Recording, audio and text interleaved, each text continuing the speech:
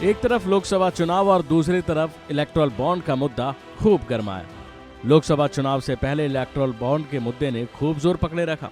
वजह थी एसबीआई के पास इलेक्टोरल बॉन्ड का डाटा जो सार्वजनिक नहीं हो रहा था, या फिर यूं कह लीजिए कि इस मामले में लेट लतीफी हो रही थी। सुप्रीम कोर्ट ने एसबीआई को मंगलवार शाम तक इलेक्टोरल बॉन्ड का पूरा डाटा सौंपने को कहा था, जिसके बाद एसबीआई ने मंगलवार शाम 5:30 बजे चुनाव आयोग को ये डाटा दे दिया।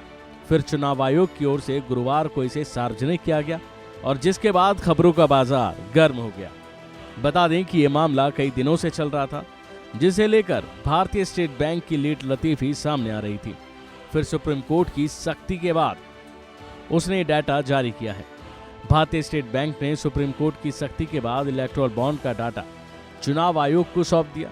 अब चुनाव आयोग ने एसबीआई से मिली इलेक्टोरल बॉन्ड से जुड़ी जानकारी, जो भी वो लिस्ट है, उसको अपनी वेबसाइट पर अपलोड किया है, जिसके बाद तमाम लोगों की, या फिर यूं कहें सारे देश की नजर इस लिस्ट पर है। तो वहीं चुनावी बॉन्ड के मामले में सुप्रीम कोर्ट की संविधान पीठ आज सुनवाई करेगी। चुनाव आयोग को इलेक्टोरल बॉन्ड का डाटा आज शाम 5 बजे तक अपनी आधिकारिक वेबसाइट पर शेयर करने के लिए कहा गया था।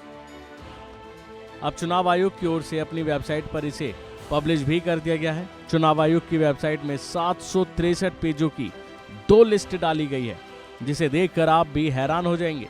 एक लिस्ट में इलेक्टोरल बॉन्ड खरीदने वालों की डिटेल है, तो वहीं दूसरी लिस्ट में राजनीतिक पार्टियों को मिले बॉन्ड का ब्यौरा दिया गया है। चुनाव आयोग की वेबसाइट में अपलोड की गई सारी जानकारी 3 मूल्य वर्ग के बॉन्ड की खरीद से जुड़ा हुआ है। इलेक्टोरल बॉन्ड 1 लाख रुपए, 10 लाख रुपए और 1 करोड़ रुपए में खरीदे गए हैं। हालांकि दी गई जानकारी में यह भी पता लगाने का कोई तरीका नहीं है कि किस कंपनी ने किस पार्टी को डोनेशन दिया है, जो कि सबसे अहम मसला है, क्योंकि अगर ये पता चल गया तो इसमें भी सारा पता लग जाएगा कि आखिर किस पार्टी को किस फर्म ने कितना चंदा दिया है। जो लिस्ट आई है उसके जरिए ये पता चल रहा है कि किसको कितना चंदा मिला है।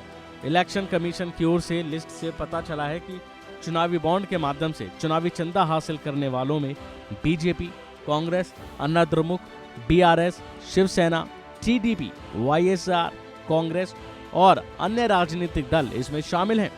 तो वहीं दूसरी ओर चुनावी बॉन्ड के माध्यम से राजनीतिक दलों को दान देने वालों की लिस्ट में कई नामी कंपनियों के नाम शामिल हैं, जिसमें Grasim industries, Mega engineering, Piramal enterprises, Torrent power, भारतीय Airtel, DLF commercial developers, Vedanta limited, Apollo tyres और सन फार्मा समेत कई फर्म शामिल हैं। बता दें कि 4 मार्च को एसबीआई ने सुप्रीम कोर्ट में याचिका लगाकर इसकी जानकारी देने के लिए 30 जून तक का समय मांगा था।